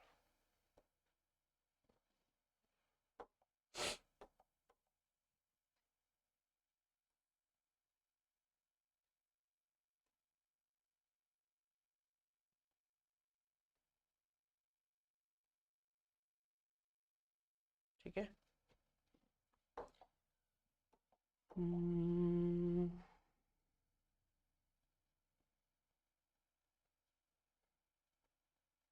इसको बंद कर देते हैं, ठीक है। ये क्या कर रहे हैं? ये हम उसको क्लोज कर रहे हैं ना, बंद कर रहे हैं, क्योंकि ओपन कर देंगे तो सारी वाष्प ऊपर उड़ जाएगी, पता ही नहीं चलेगा वाष्प कहाँ गई है ना, इसलिए बंद कर दिया। अच्छा, अब जो लिक्विड था वो ये है, ये लिक्विड है, ठीक है, ये लिक्विड है, ये लिक्विड है। हमने क्या करा है, इसमें ऊपर से सॉलिड मिला दिया। क्या मिला दिया? सॉलिड। सॉलिड क्या मिलाया? मान लो हमने इसमें शुगर मिला दी। क्या मिला दी? शुगर। ये मेरे पास शुगर है। क्या है? शुगर है। शुगर सॉलिड होती है ना? हाँ, शुगर कैसी होती है? सॉलिड होती है, ठोस होती है। तो मान लो मैंने इसमें शुगर मिला दी। क्या मिला दी इसके अंदर? मैंने शुगर मिला दी, ठीक है।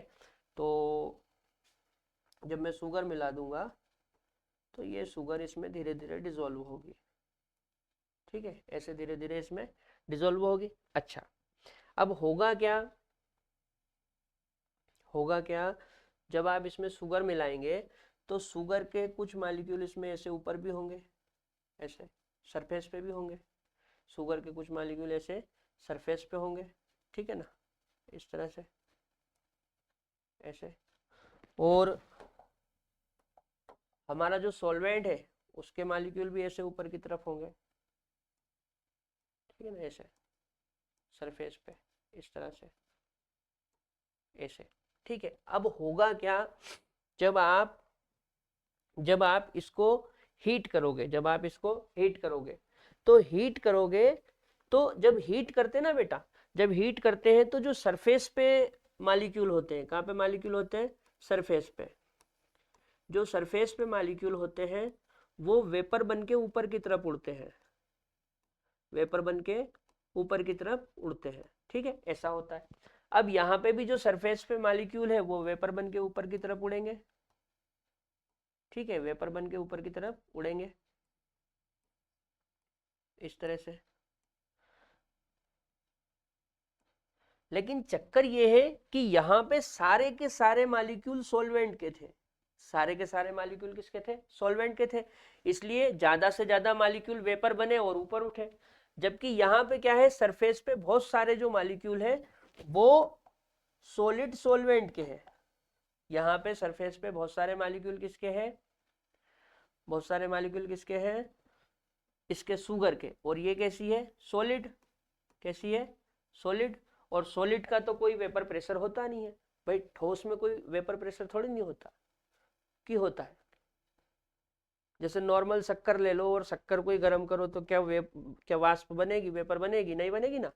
तो किसी भी ठोस में कोई दाब नहीं होता, याद रखना, ठोस में कोई दाब नहीं होता है ना। तो ठोस में तो दाब है नहीं, लेकिन सरफेस पे इस ठोस के मॉलिक्यूल भी पड़े हुए हैं, ठीक है ना। तो चूंकि सरफेस पे ठोस के भी मॉलिक्यूल है और लिक्विड के भी मॉलिक्यूल है। अब यहाँ पे क्या था, यहाँ पे सारे के सारे मॉलिक्यूल लिक्विड के थे, यहाँ पे सारे के सारे मॉलिक्यूल किसके थे, लिक्विड के थे, इसलिए अधिकतर मॉलिक्यूल वेपर बन के ऊपर उठे, इसलिए ज्यादा वाष्प दाब बना। यहाँ पे क्या हुआ, यहाँ पे बहुत सारे मॉलिक्यूल किसके हैं, सॉलिड के हैं, किसके हैं, सॉलिड के। तो ये सॉलिड तो वेपर बनेगा नहीं, है ना, सॉलिड तो वेपर बनेगा नहीं। तो कम ही मॉलिक्यूल, लिक्विड के कम ही मॉलिक्यूल, लिक्विड के कम ही मॉलिक्यूल वेपर बन के ऊपर उठेंगे, ठीक है। मतलब यहां पे वाष्प दाब ज्यादा होगा और यहां पे वाष्प दाब कम होगा, है ना, यहां पे वाष्प दाब कैसा होगा, कम। तो कम वाष्प दाब, कम वाष्प दाब, और यहां पे क्या होगा, यहां पे अधिक वाष्प दाब होगा, अधिक वाष्प,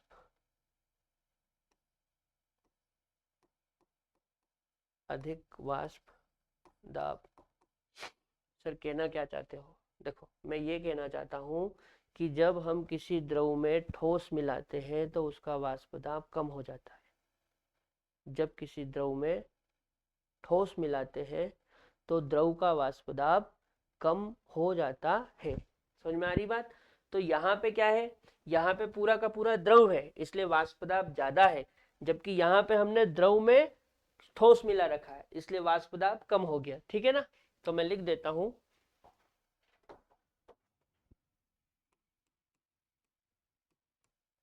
द्रव में ठोस मिलाने पर, द्रव में ठोस मिलाने पर द्रव का वाष्प दाब कम हो जाता है।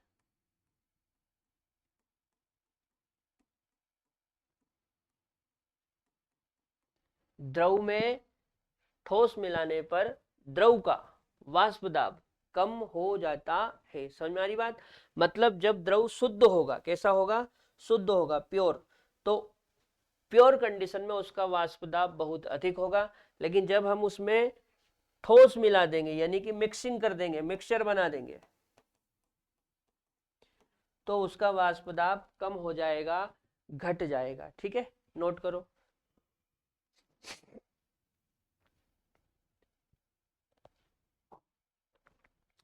अच्छा, आपको एक चीज बता देता हूं मैं, यहाँ पे याद रखना है ना, आगे काम आएगी, इस चैप्टर में आगे काम आएगी।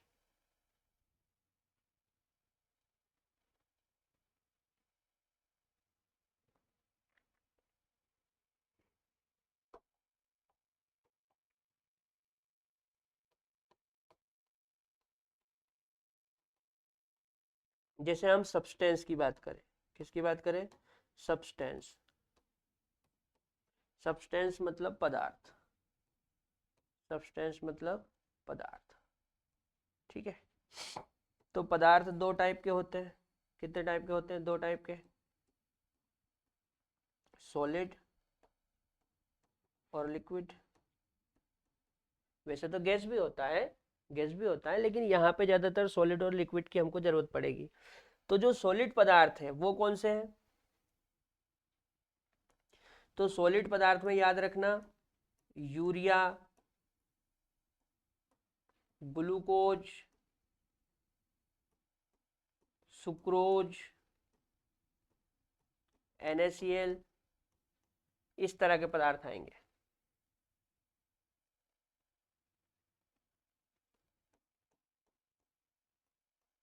ठीक है, सॉलिड में क्या क्या आएगा? यूरिया, ग्लूकोज, सुक्रोज, NaCl, या शर्करा, शुगर भी बोल सकते हैं, जैसे मैंने यहाँ पे शुगर शब्द का उपयोग करा था। अच्छा, सॉलिड में क्या क्या आएगा? सॉरी, लिक्विड में, तो लिक्विड में वाटर है ना, वाटर, एल्कोहल, बेंजीन हो सकता है, बेंजीन है ना, ETC, और भी हो सकते हैं। ठीक है बेटा, तो यहाँ पे ये जो सॉलिड है,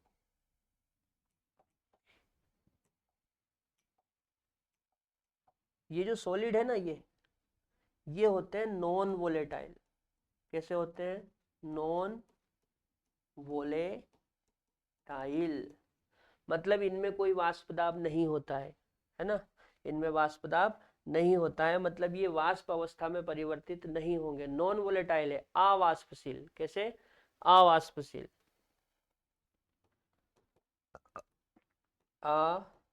अवाष्पशील। कैसे है?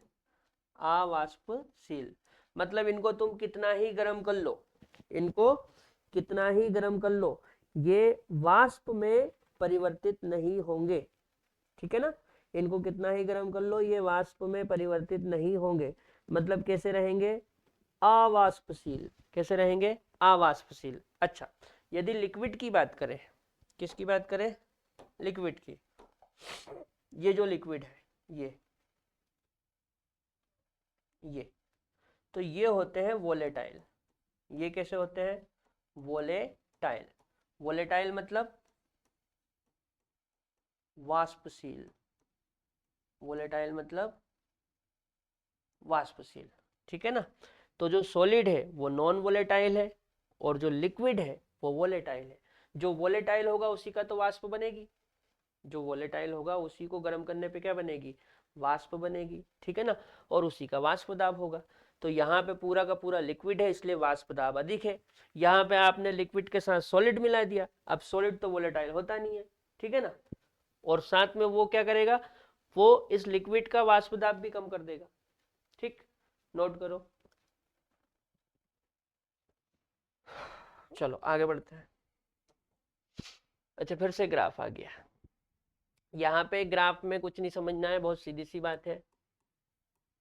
जो PA है वो डायरेक्टली प्रोपोर्शनल होता है XA के, और जो PB है वो डायरेक्टली प्रोपोर्शनल होता है XB के। क्लियर? भाई राउल्ट ने क्या बताया था? राउल्ट ने बताया था कि जो PA है वो समानुपाती होगा किसके? PA समानुपाती होगा किसके? XA के, और PB समानुपाती होगा किसके? XB के। अच्छा, यदि मैं विलायक की बात करूं, किसकी बात करूं? विलायक की। विलायक, विलायक है ना, तो विलायक के लिए, किसके लिए? विलायक के लिए, विलायक के लिए हम क्या लिख सकते हैं? विलायक के लिए हम लिख सकते हैं पी विलायक, पी विलायक, पी विलायक समानुपाती एक्स विलायक, पी विलायक समानुपाती एक्स विलायक। अच्छा, विलायक की जगह यदि मैं वन शब्द का उपयोग करूं, किसका उपयोग करूं? वन का, तो P1 समानुपाती हो जाएगा x1, P1 समानुपाती हो जाएगा x1। विलायक की जगह मैंने वन यूज करा है, तो P1 समानुपाती x1। समानुपाती हटाएंगे तो क्या आएगा? समानुपाती हटाएंगे तो आएगा P1 बराबर P नोट 1 x1। यहाँ पे विलायक के लिए मैंने क्या यूज करा है? वन। विलायक के लिए क्या यूज करा है? वन। ठीक है ना। अच्छा, ये जो विलायक है ये लिक्विड है, जो विलायक है वो क्या है? अभी ये फिलहाल लिक्विड है।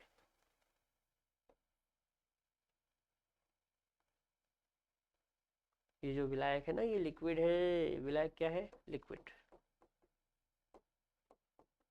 लिक्विड है। क्या है ये? लिक्विड है। ठीक है ना। अच्छा, तो सोचो, मान लो, क्या मान ले सर? मान लो कि, मान लो कि यहाँ पे जो x1 है वो 0 है, और यहाँ पे जो x1 है वो 1 है। ठीक है, कुछ आ रहा समझ में?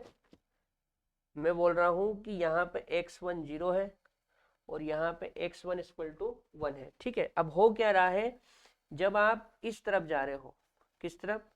इस तरफ जा रहे हो, तो जो मोल प्रभाज है, जो विलायक का मोल प्रभाज है वो 0 से 1 हो रहा है। जो विलायक का मोल प्रभाज है वो 0 से 1 हो रहा है। ठीक है, अब 0 से 1 हो रहा है मतलब मोल प्रभाज बढ़ रहा है। जब मोल प्रभाज बढ़ेगा तो वाष्प दाब भी बढ़ेगा। मोल प्रभाज बढ़ेगा तो वाष्प दाब भी बढ़ेगा। मोल फ्रैक्शन, अरे यार, मोल फ्रैक्शन, मोल फ्रैक्शन बढ़ने पर, मोल फ्रैक्शन बढ़ने पर वेपर प्रेशर भी बढ़ता है। क्लियर? मोल फ्रैक्शन बढ़ने पर वेपर प्रेशर भी बढ़ता है। कैसे बढ़ता है ये देखो ना, यहाँ पे, यहाँ से समझ में आ रहा है ना? ये देखो ना, यहाँ पे क्या लिखा है? ये पी विलायक समानुपाती एक्स विलायक, मतलब विलायक का यदि आप मोल प्रभाज बढ़ाओगे तो विलायक का वाष्प दाब भी बढ़ेगा। तो मोल फ्रैक्शन बढ़ने पर वेपर प्रेशर भी बढ़ता है। क्लियर? बस शर्त ये होना चाहिए कि जो भी पदार्थ आप ले रहे हो वो वोलेटाइल होना चाहिए। कैसा होना चाहिए? वोलेटाइल। पदार्थ वोलेटाइल होना चाहिए। पदार्थ कैसा होना चाहिए? वोलेटाइल होना चाहिए, ये इसकी कंडीशन है। ठीक है, पदार्थ वोलेटाइल होना चाहिए, नहीं तो पता चले तुमने ठोस ले लिया और बोल रहे हो सर कहाँ बढ़ रहा है। ठीक है ना भाई, ठोस में दाब ही नहीं होता, प्रेशर ही नहीं होता ना। बात चल रही किसकी? लिक्विड की। किसकी? लिक्विड की। या फिर ऐसा कंपोनेंट जो वोलेटाइल हो, मतलब उसको आप गर्म करो तो वो गर्म करने पर गैस बने। ठीक है, मतलब वाष्प बने। ठीक, तो यदि कोई कंपोनेंट वोलेटाइल होता है तो उसका मोल फ्रैक्शन बढ़ाने पर वेपर प्रेशर भी बढ़ता है। क्लियर? अब यहाँ पे देखो, यहाँ पे मोल प्रभाज 0 है और यहाँ पे 1 है, मतलब 0 से जब आप 1 की तरफ जा रहे हो तो मोल प्रभाज बढ़ रहा है। क्लियर? मोल प्रभाज बढ़ने पर वेपर प्रेशर भी बढ़ेगा। मतलब ये है कि आप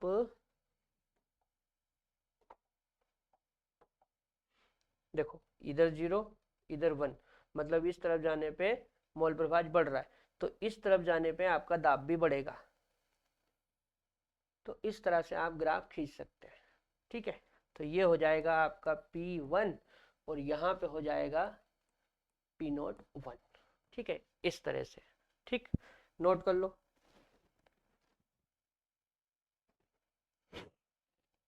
ये किसका है? शुद्ध विलायक का। किसका है? शुद्ध विलायक का। तो हम यहाँ पे ऐसा लिख सकते हैं, ये जो पी नोड है ना, ये पी नोड, ये किसका है? शुद्ध विलायक का। शुद्ध विलायक का वाष्प दाब, ये जो पी नोड होता है ना, ये शुद्ध विलायक का होता है। किसका होता है? शुद्ध विलायक का। ठीक है। फिर ये क्या है सर? ये भी विलायक का है, लेकिन ये विलयन के अंदर है। ये विलयन के अंदर है और ये शुद्ध अवस्था में है। नोट करो। चलो आगे बढ़े, काफी देर हो गई है ना। बस ये एक आखिरी सवाल कर लेते, उसके बाद मैं आपको फ्री कर दूंगा। क्या सवाल है? दो द्रवों P तथा Q का वाष्प दाब क्रमशः 80 तथा 60 टोर है ना। टोर भी वाष्प दाब की यूनिट होती है। जो प्रेशर होता है ना, प्रेशर की यूनिट एटीएम होती है, पास्कल होती है ना, एमएमएचजी होती है। इसी प्रकार टोर भी होती है। अच्छा, विलयन का कुल वाष्प दाब, विलयन का कुल वाष्प दाब बताइए, यदि P के 3 मोल और Q के 2 मोल मिलाए गए हो। ठीक है। अच्छा देखो, ये अपना आ जाएगा राउल्ट्स लॉ से। कैसे? देखो बहुत सीधी सी बात है, राउल्ट के अकॉर्डिंग या according to Dalton, according to Dalton's, according to Dalton's. बताओ डाल्टन ने क्या बोला? डाल्टन ने बोला कि जो पी टोटल होता है, जो पी टोटल होता है वो बराबर होता है किसके? पी ए और पी बी के। लेकिन यहाँ पे क्या है? यहाँ पे क्या है? यहाँ पे ए और बी नहीं है। यहाँ पे क्या है? यहाँ पे P और Q है। क्या है? P और Q। तो कोई दिक्कत नहीं, A और B की जगह P और Q कर लो। तो ये हो जाएगा P total equal to A की जगह लिख लो P, तो PP प्लस B की जगह लिख लो Q, PQ। ठीक। अच्छा, जब इस ये हटाते हैं, या फिर इसकी जगह पे हम क्या लिखते हैं? इसकी जगह पे हम लिखते हैं P नोड P XP, और इसकी जगह पे क्या लिख सकते हैं? P note Q XQ। कुछ आ रहा समझ में? जैसे PA की जगह हम लिखते हैं P नोट AX है, वैसे ही PP की जगह P नोट P XP, और PB की जगह क्या लिखते हैं? P नोट B XB, वैसे यहाँ पे लिख लेंगे P नोट Q XQ। ठीक। अच्छा, P total equal to P nought P कितना दे रखा है? 80, ये 80, तो ये 80 हो गया। अच्छा, XP वो नहीं पता। P नोट Q कितना दे रखा है? 60, 60 इंटू XQ, XQ नहीं पता है, तो XQ निकालो। कैसे निकालेंगे? देखो सुनो, मोल प्रभाज क्या होता है? मोल प्रभाज होता है मोल अपान टोटल मोल। मोल प्रभाज क्या होता है? मोल अपान टोटल मोल। अब जैसे मान लो मेरे को P के मोल प्रभाज निकालने हैं। किसके मोल प्रभाज निकालने हैं? P के। तो आप बताओ P के मोल कितने हैं? P के 3 मोल है, तो ऊपर 3 ले लेंगे। अच्छा, टोटल कितने हो जाएंगे? तो 3 ये और 2 ये, टोटल हो जाएंगे 5। इसको सोल्व करोगे तो 0.6 आएगा, है ना। नीचे एक जीरो लगे तो स्लो उतारे 0 30 5 36। इसी प्रकार यदि मैं एक्स क्यू निकालूं, तो मोल अपान टोटल मोल, तो ऊपर क्यू के मोल कितने हैं? 2, तो ऊपर 2, नीचे टोटल, तो टोटल 5 है। इसको सोल्व करोगे तो कितना आएगा? 0.4। ठीक। तो हम यहां से लिख सकते हैं 80 इंटू एक्स पी की जगह क्या ले ले? 0.6 प्लस 60 इंटू एक्स क्यू की जगह क्या ले ले? 0.4। ठीक है। अच्छा, पाइन हटाओगे नीचे एक जीरो आएगा, जीरो से जीरो कट जाएगी, तो ये 6 और ये 8, 8 छंग 48, मतलब 48 प्लस पाइन हटाएंगे, ये पाइन हटाएंगे तो नीचे एक जीरो आएगी, नीचे एक जीरो आएगी, जीरो से जीरो कट जाएगी, तो बचेगा क्या? 6 और 4, 6 चुक 24। ठीक है, इसको जोड़ो, 8 4 12 की 2 हाथ का आया 1, 8 4 12 की 2 हाथ का 1, 4 2 6 और 1 7, 72। पी टोटल कितना आया, पी टोटल कितना आया 72, और यूनिट क्या थी, टॉर, तो ये भी टॉर आ गया। मतलब सॉल्यूशन का जो टोटल प्रेशर आया, सॉल्यूशन का जो टोटल प्रेशर आया वो कितना आया 72 टॉर, और यही हमारा आंसर है। ठीक है बेटा, यही हमारा आंसर है, नोट कर लो।